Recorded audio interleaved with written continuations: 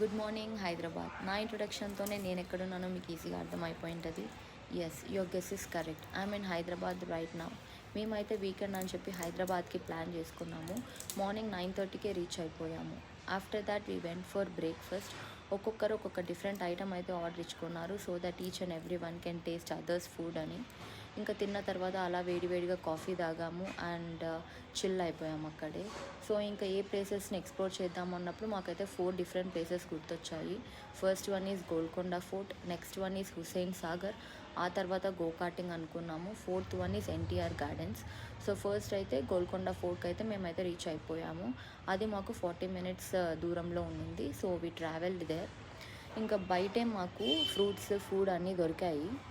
And ఇంకా enter అయిపోతానే మనకి ఇది ఒక స్టోన్ అనేది కనిపించింది. ఇదేంటంటే 250 kgs ఉందంట.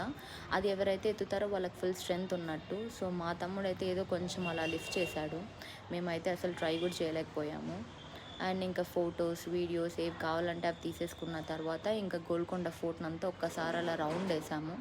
ఇప్పుడు మాకు కనిపించింది ఏంటంటే ఒకటి రీసౌండ్ పిల్లర్ అనేది ఉంది.